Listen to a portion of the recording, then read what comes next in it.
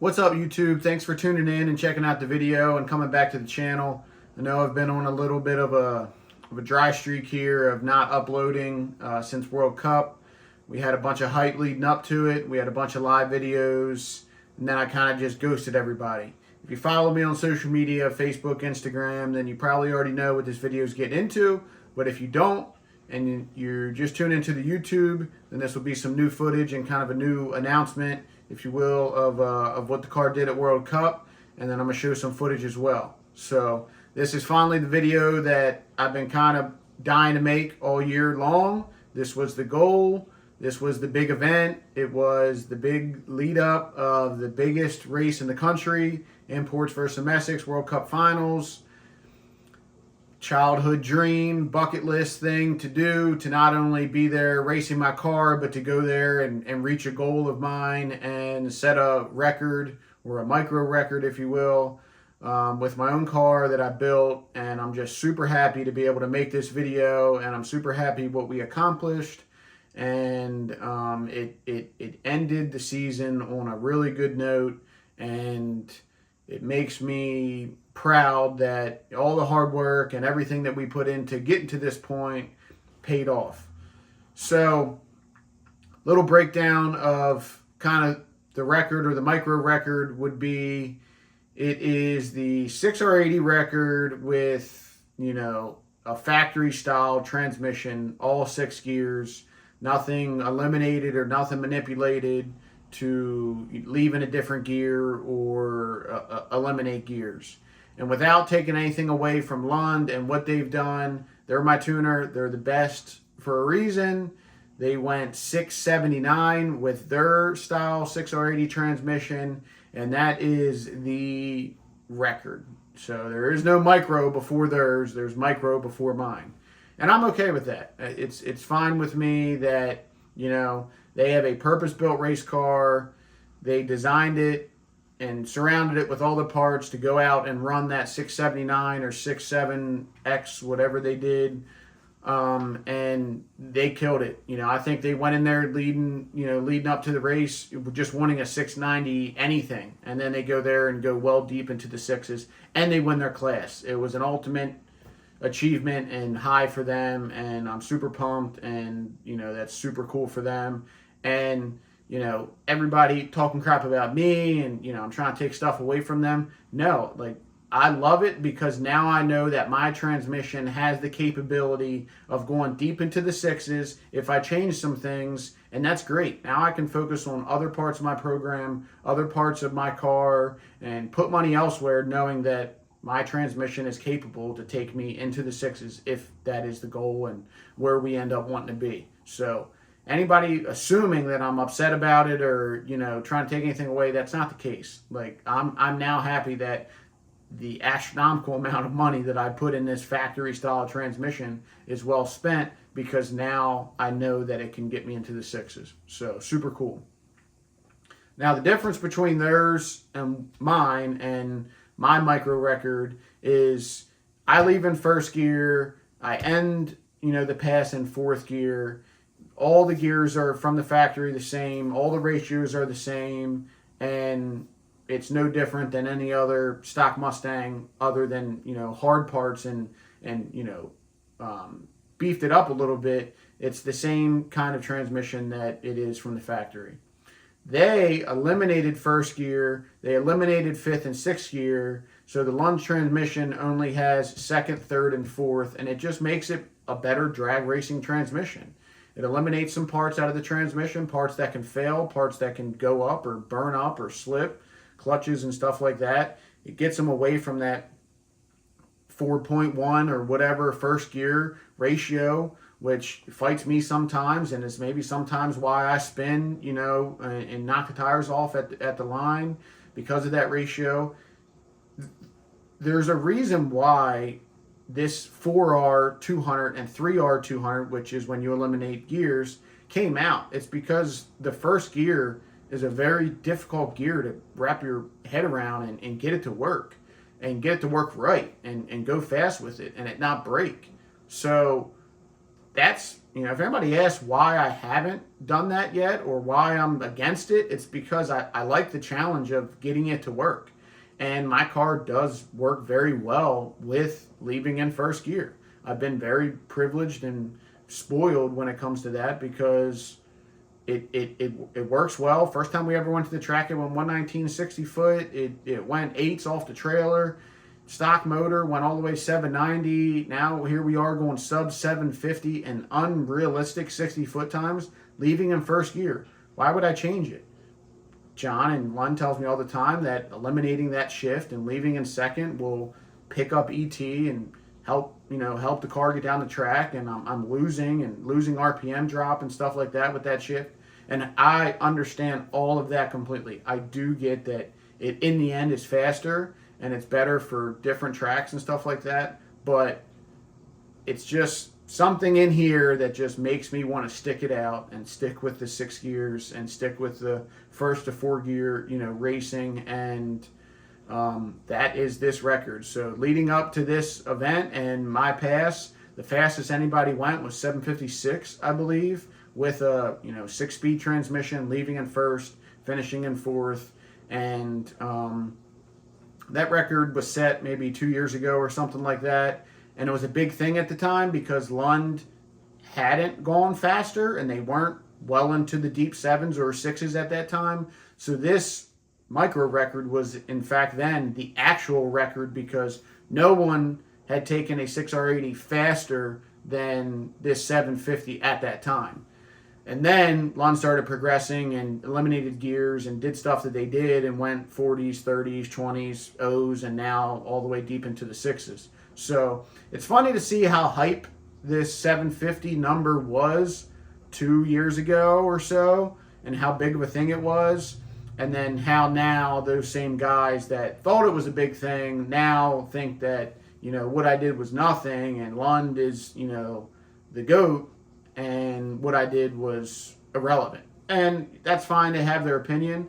And I do agree that Lund is the GOAT. But to do what I did in the fashion that I did it in, how easily I did it in, and how quickly I did it in my opinion, and in my peers and people in my corner's opinion, is just unbelievable. And that's what makes it so cool. And there's honest people in this car game that will agree with me and say, hey, what you did actually is something. And I get told still here a month later of, what we did was fucking awesome. So we went to World Cup. We had some struggles. We had some issues in testing. We couldn't get our head around the tune-up and the boost numbers and how cold it was. The DA and the track temps were really down. We ran into some problems with breaking a rear. We, thrashed and got a rear in it. And in summary, it took me 3 passes, full passes. I think first pass I went 8.0, second pass 760, third pass to 747. So I only had 4 qualifiers. They took a 5th one away from me, and I broke in the first one. So all I did was have 3 chances to get into the race. 8.0 got me on the ladder, 760 got me deep into the ladder, and then 740 put me in my final spot. So the point I'm trying to make is I only made 3 full passes to the quarter at World Cup, and I was able to achieve this number, which is crazy. In testing, I was only running it to the 8th because there was no point of me running it out the back and, putting a hurting on the car with not seeing the numbers up front that I wanted to. Once I went a 4-something in testing, then I know I could run it out the back, 4-something to the 8th. So without rambling on too much, 3 passes to the quarter mile on the 6870s. I have not been to the quarter on the 6870s since we've changed the turbos after the wheelie in Texas. So backtracking some, we did the motor over the winter. We went to Texas on the new motor with 6466s. I only made 2 passes to the quarter mile in Texas. I went 770 both times on the 64s. It wheelied, it broke. We had downtime.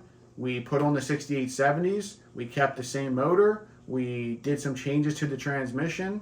We went to the track a few times. We got thrown out a few times. We were only making 8th mile hits at the track. So this is literally the 3rd pass to the quarter mile with 6870s and the RPG Bullet, and we were able to do this.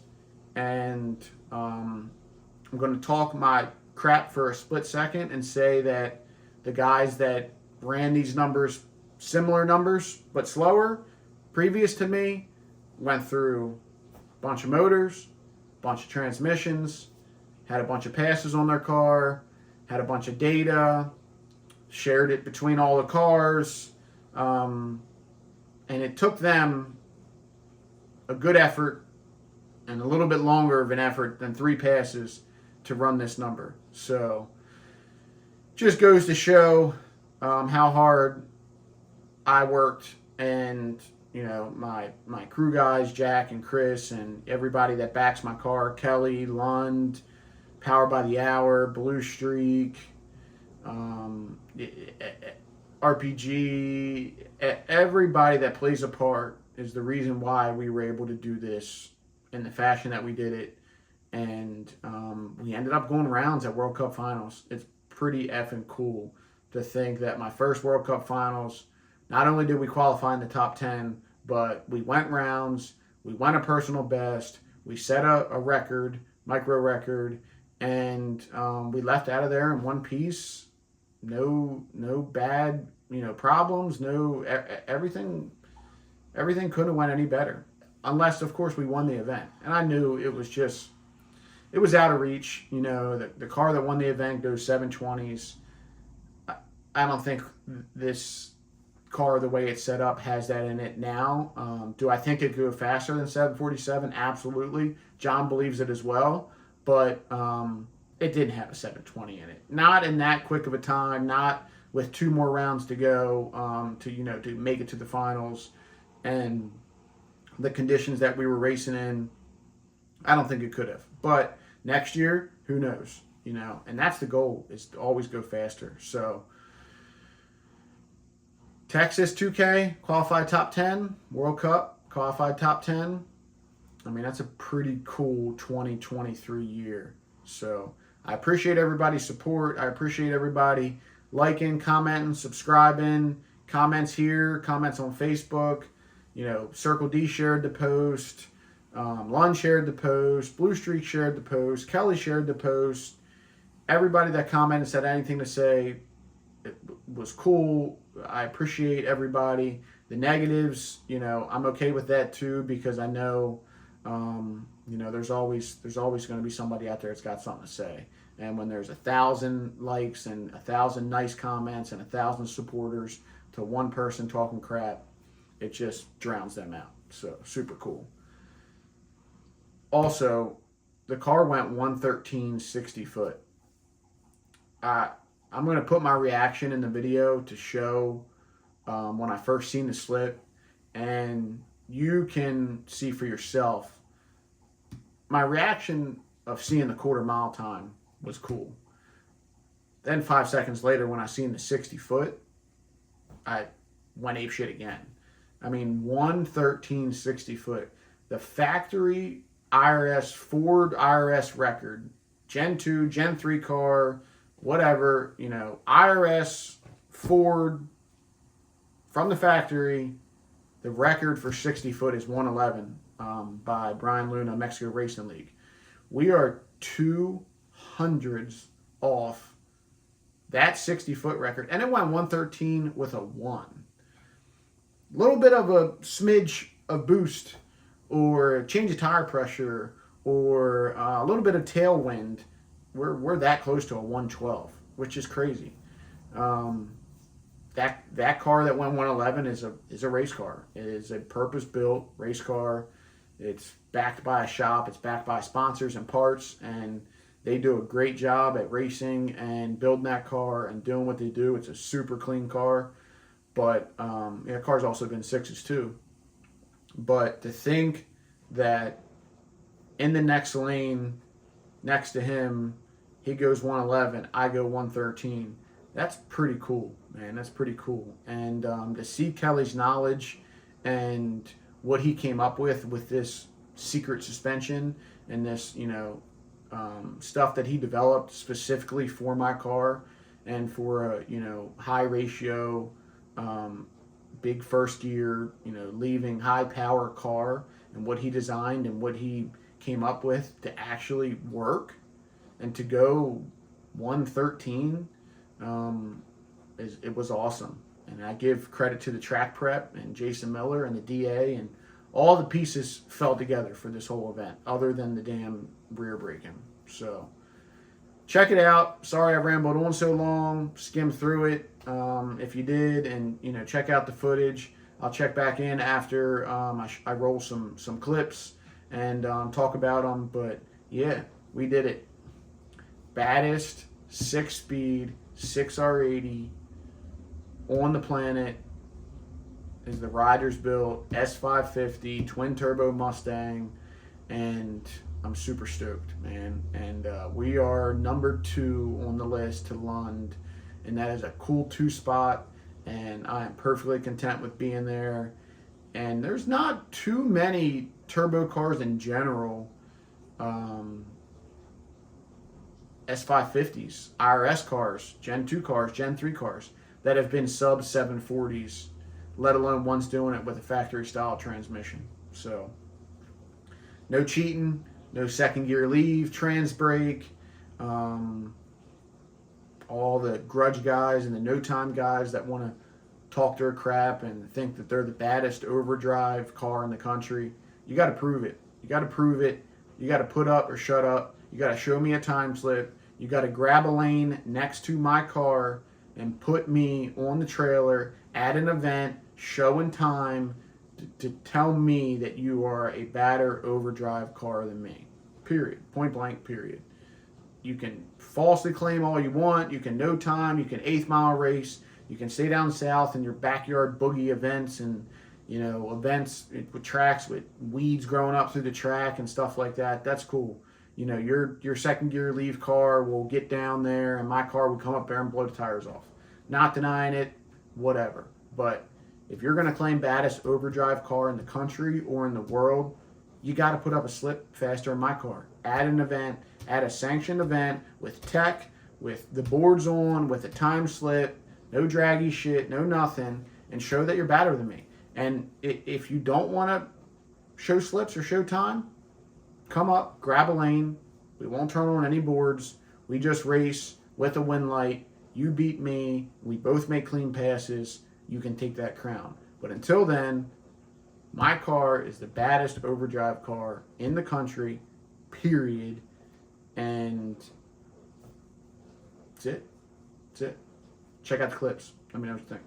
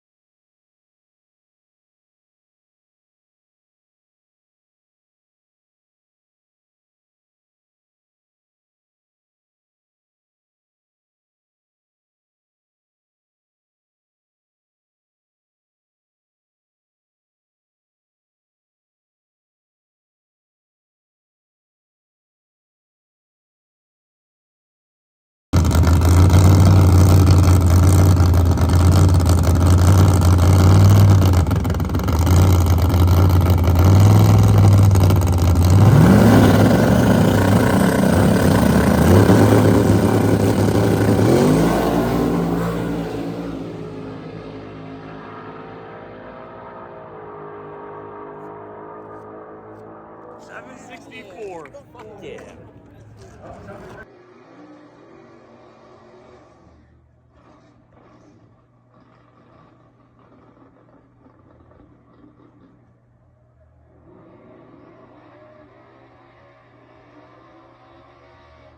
Vamos arriba, duelo de Mustang Frank por el derecho, Povesca, es Cody Roger.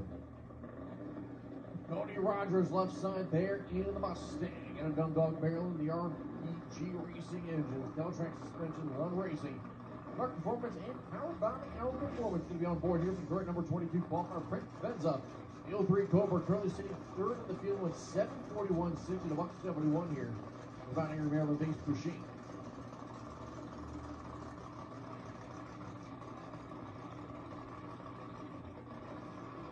We'll see what the two domestics are going to be able to do. Up aboard, Sean Finn, Riley Rose in second. Frank Prevention here in third. Grant Chance just with the number 4 spot.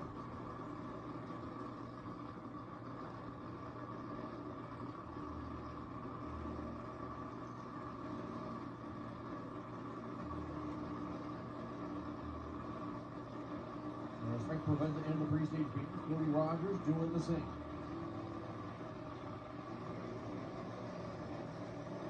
Provenza is in, waiting on Rogers. Rogers is in, Rogers moving now. There goes Provenza. Here comes Rogers. Top of the racetrack, Frank Provenza, 7:43.8 to a 7:64.1. Up the top of the racetrack there for Cody Rogers. Great pass for the Rogers machine. That'll move him up to number 10 spot. Provenza number 3.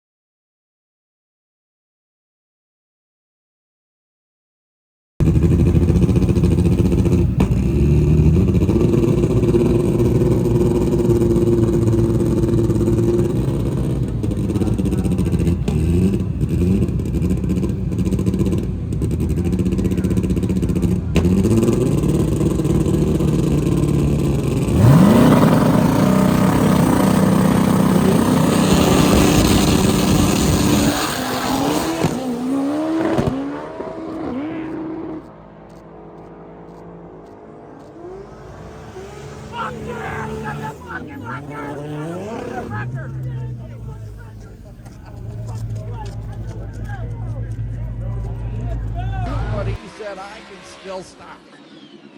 Man, oh man. Next pair up again. Congratulations. Congratulations to Dr. Seuss characters for winning the adult costume contest. Nice.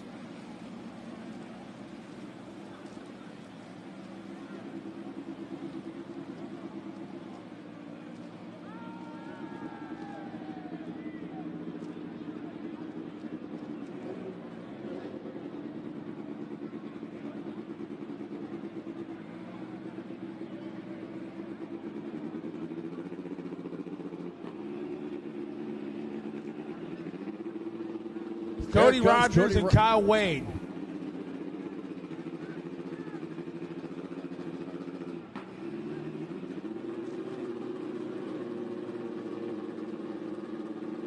Here we go, Cody Rogers, Kyle Wade.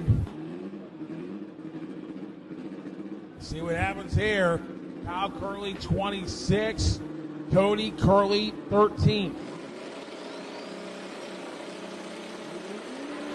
Stage. Both of them getting on down. Top end of the racetrack.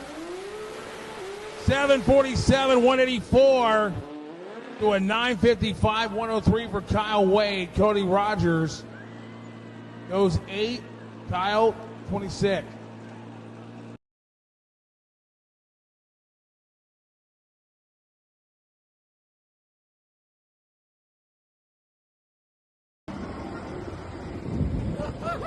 Yeah, dude. You know? No, I don't. What do you think it is? I don't know, but that bitch is rude. I told you. Hey, congratulations, you got the new record. Let's do it. You got the new record. That piece of shit. Fuck yeah, dude. What? What? What? What? What? Bro, what? Yeah, I know. 13. Where's my phone?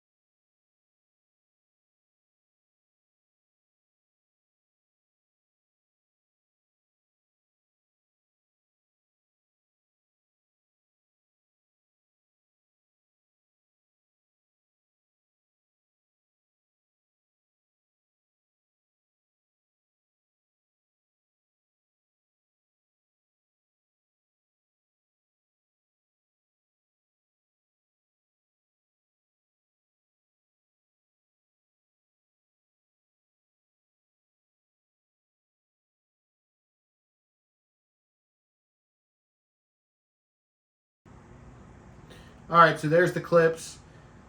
Again, I'm not a professional filmer or have any film crew or anybody to really get any videos.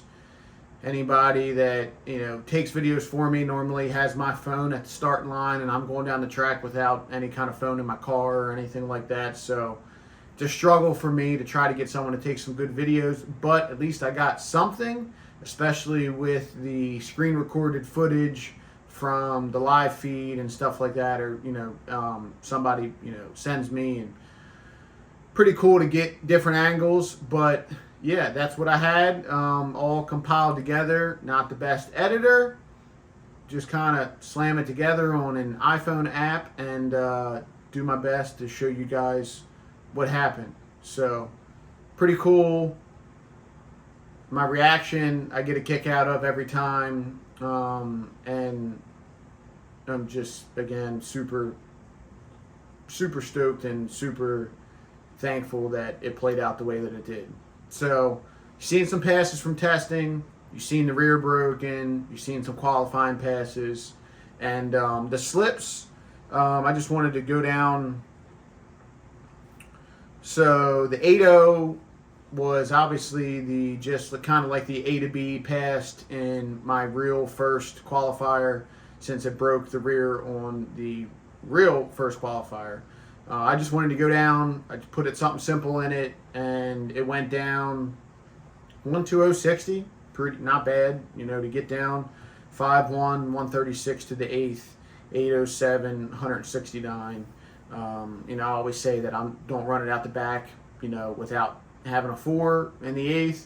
But I knew that I needed to just put some kind of number on the board to get on the ladder. At that point, I was DNQ since it broke the rear, meaning did not qualify yet. So 8.0 was a good starting point for us. So I was happy with that.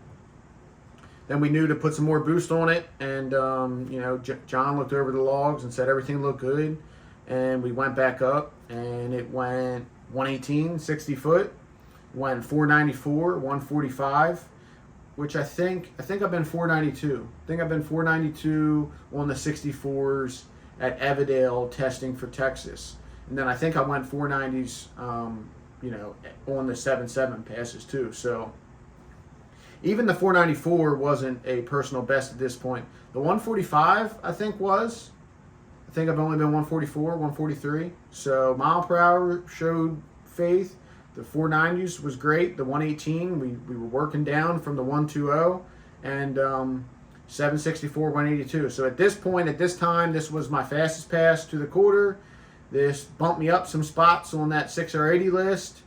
764, 180 plus wasn't no slouch. It was super cool to do that. First time going 180 plus. First time going faster than 770. I was looking at the 60, like, man, if we get that, 118 down to 115 or 116 like we've done before, then there's 3 numbers there, so that makes that a 764 instead of a 750 something, or it makes a 764 or 750 something, and that's just basing off of increasing to 60. Now, if we pour some more boost on and pick up some mile per hour and some ET to the 8th, that just drops it even more. So at this time, John looked over the log, said, hey man, we can change the tune up a little bit. I can tweak some things, and you can tweak the boost, and here's your 750. He literally said, like, there is no reason based off this data and this time slip of why. I'm looking at the time slip on my other phone here, if you're wondering what I'm looking at. There's no reason why we can't pick up the incrementals and change the tune and do that. So that's what we did. We went back up, made that last qualifier, and 113 with a 1, 317 to the 330, which is, you know, sub 3 to the 330 is cool. Like 299 is like really fast, and it's really getting after it. I mean, that's like race car stuff, Ultra Street, X275 stuff. So sub 110, 60 foot is race car stuff. Sub 330 is race car stuff. And then 480s to the 8th is, you know, that's times that a lot of pro classes are running too. So 113, 317, 482, 148.14 mile an hour. So deep into the 80s, creeping up on a 70, 148 big mile an hour to the 8th. Remember back then in the Cadillac going 990 at 139 to the quarter and being super pumped. Now to thinking half the distance, I'm going 10 more mile an hour. Crazy. 148 mile an hour to the 8th is crazy. For a boost only, no nitrous, boost only car to go 148 to the 8th with small turbos compared to others is crazy.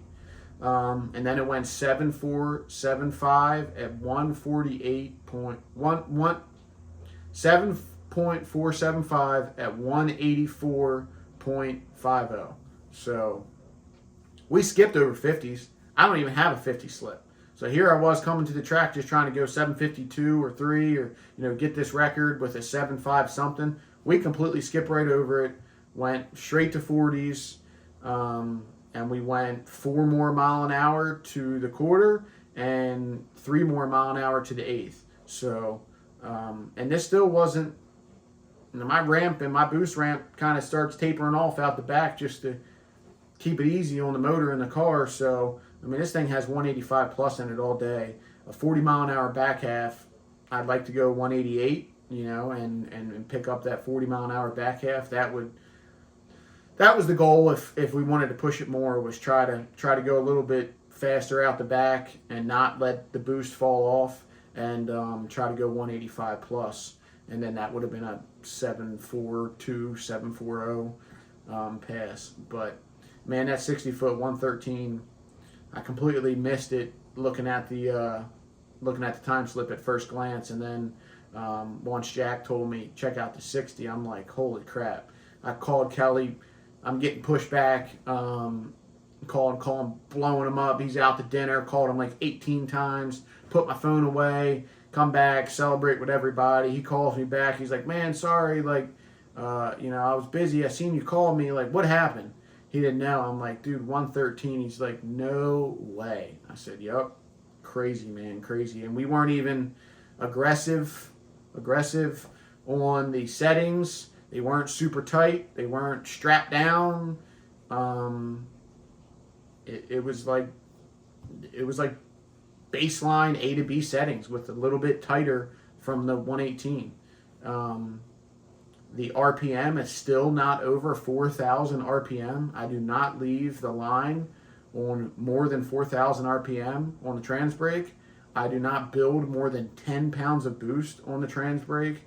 I'm not going to give too many secrets away because the people that watch this that don't deserve to get any of my information, I don't want them to get even a smidge from me. But cars prior to me trying to compete with these times and run these numbers were leaving well over 4,000 RPM, leaving on way more boost than I was, almost double if you want to be exact. And this car is just doing it effortlessly. I mean, it doesn't even, the wheels come off the ground about that much and it just picks it up and goes. It's super smooth. To think that this car one time went on the bumper and now it just does 113 like this is crazy. The weight, 36 and change. I had to be 35.50 and we were 50 pounds over. I weighed the car before I went down on my scales in my shop, and it was right on the money. It was actually a little bit under 35.50, but I figured once I put full fuel, filled the tank up and put meth in it and suited up, it would be a little bit over. And then I went down to, MIR and I was 50 pounds over. I didn't have 50 pounds that I could have taken out of it. I wish I did because I could, but we were looking around like, where do I got 50 pounds at? And I just don't. I'm not taking the carpet out. I'm not taking the door panels off. I'm not taking the headliner. I'm not taking out the center console. I'm not taking out the AC. I'm not taking out the heat. I mean, heat's still all intact. AC's still all intact. AC compressor's on. Condenser, lines, everything. Digital dash, radio, power windows. Everything is still, all the amenities are there other than some seats, man. And I didn't have 50 pounds to take out of it.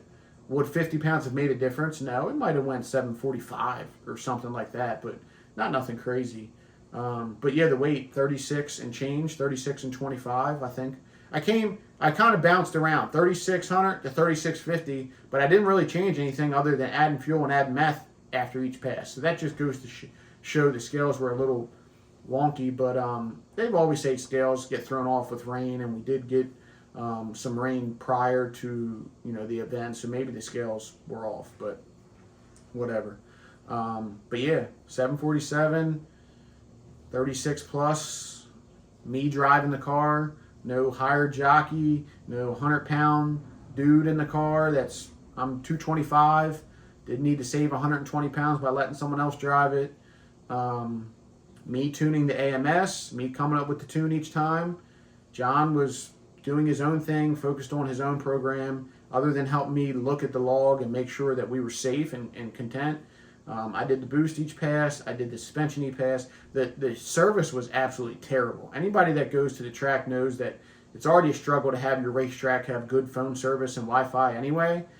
This track doesn't even have Wi-Fi at all, but it's a struggle when there's 30, 40,000 people there and all those phones around. You literally get no service, no bars whatsoever. So it's not like I could call Kelly as I'm driving up to the lanes and say, hey man, the track looks good, blah, blah, blah. There was times where he's sending me question marks and, trying to get hold of me, and I couldn't even answer them just because the messages weren't coming through. So did the suspension myself, did the boost myself. We maintained the car. Jack helped big time with changing plugs and doing our cold start procedures and, checking the tune and draining the catch can and topping off fluids and stuff like that. So it just all came together, man. And I apologize for rambling on 18 minutes to bring this video in. Now here I am rambling on again, but is what it is. Got some stuff to say, got some points to get across, and anybody that does like listening to me or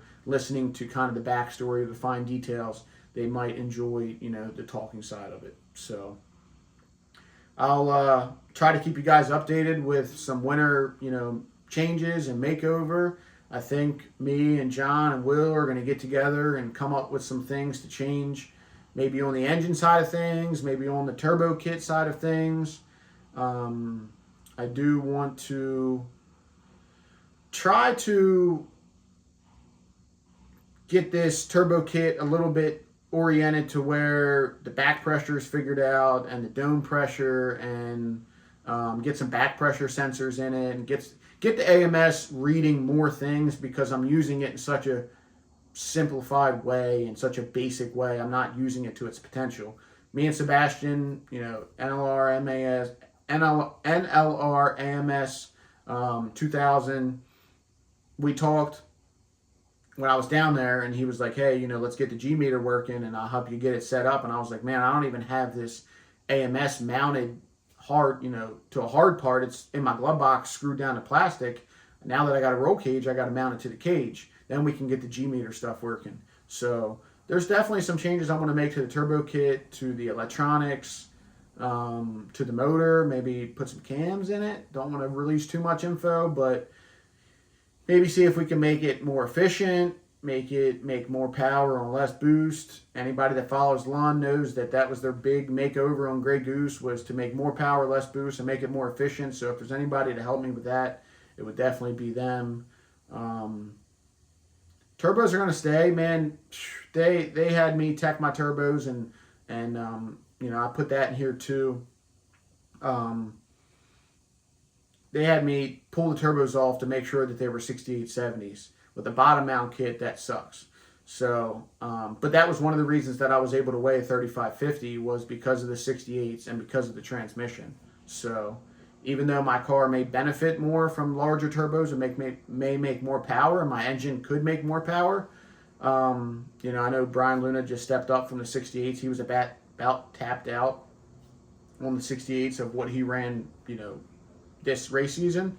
So there's no doubt that I'm hitting the edge soon to the 68s. But if I want to stay competitive with this transmission and with this kind of ET and number, I definitely got to keep that turbo size for future class racing. I think Texas 2K doesn't have a turbo limit rule, so I could go down there with whatever. But I definitely want to go to World Cup next year, so we'll probably be keeping the 68s. We'll just be making some changes to the motor, turbo kit, electronics. Chassis, in my opinion, is good. I might do some maintenance, change some bushings. I've seen one of my cradle bushings in the back starting to get a little bit of tear. It might have been from when the diff broke. So might change some bushings. But as far as weight, like I just said a couple of minutes ago, I don't want to take anything more out of it. So weight's going to be is what it is. And yeah, we're going to do some changes. We're paid and registered for Texas 2K. Sent my money away before World Cup for Texas, which kind of hurt. I wasn't ready to pay $400 almost for Texas 2K registration going into needing money to race World Cup, but I had to do it. So definitely be at Texas, try to get some redemption down there from the wheelie. It's 3 hours further now in Dallas area, so more of a drive, but it was such a good time and such a good memory. I'm perfectly content with doing it again and spending the money again because it was so worth it. Hopefully this year we get better weather, but I'm excited to go back down there with my boys again and try to go a little bit faster. Maybe this time we dial it back some and don't get into the fast bracket. We get into the B bracket because, you know, there was A, B, C, D or whatever, 1, 2, 3, 4. Maybe we get into the a little bit slower of the bracket. That way I could be more competitive and I don't have to race cars like Brett and stuff again. So again, I just wanted to shout out, you know, everybody that's helped me power by the hour with the transmission. This thing shifted so crisp, so clean, didn't flare, didn't have any issues, didn't miss a shift. It was on the money for every pass we made and did not skip a beat. So big shout out to Jake for coming through a week and a half prior to World Cup, getting the transmission right. Thanks to Brett for everything he did up until that point. Obviously, thanks to Lund and John and everything he did, no questions asked. I ran to his pit after every pass to show him a log or show him a slip, and he was there ready to help me. Jake was also came to World Cup as well, so I got to meet him. Sebastian, AMS, Kelly, of course, with the suspension. I give Kelly too much credit as it is, so don't need to give him any more. I'd give him enough, I'd say. And Circle D for the converter. Talked to Brian, who spec'd the converter. Afterwards, he said, dude, everything looks great. I wouldn't change a thing. If you want to try some stuff, buy another converter to try some stuff. But you got the key already. So, thanks to them for the converter, Circle D. Parker Performance helped with a ton of parts from the turbos to the injectors, the stuff leading up to this. I know I'm forgetting people. I know I usually tag a bunch of people, and here I am having a brain fart, but Motion Raceworks, got a ton of parts. Anybody that follows me knows that I pretty openly talk about the parts on my car and what works and what doesn't, and what I've had good luck with and what I've had bad luck with. So if you're a part of helping me and you got me here, thanks. Appreciate it big time. So like, comment, subscribe, tell me what you like, tell me what you don't like. It's kind of a line from Murder Nova's YouTube. But yeah, I try to keep you guys tuned in. And if we end up pulling the motor out of this thing and making some changes and send it off to Will and maybe pull the pan on the trans and see how the fluid looks and, you know, do some wiring stuff.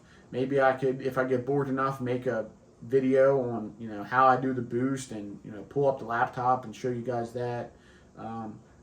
I've talked to some guys off the record about this stuff. I want to be the one that shows you what all the big time grudge guys and all the guys at the top of the Coyote game don't show you, because that's where I wish that I would have had some help starting out, and nobody wanted to help me, and I kind of had to learn and struggle and learn for myself. But I want to be the one that shows you the time slips and the boost and the numbers and stuff like that.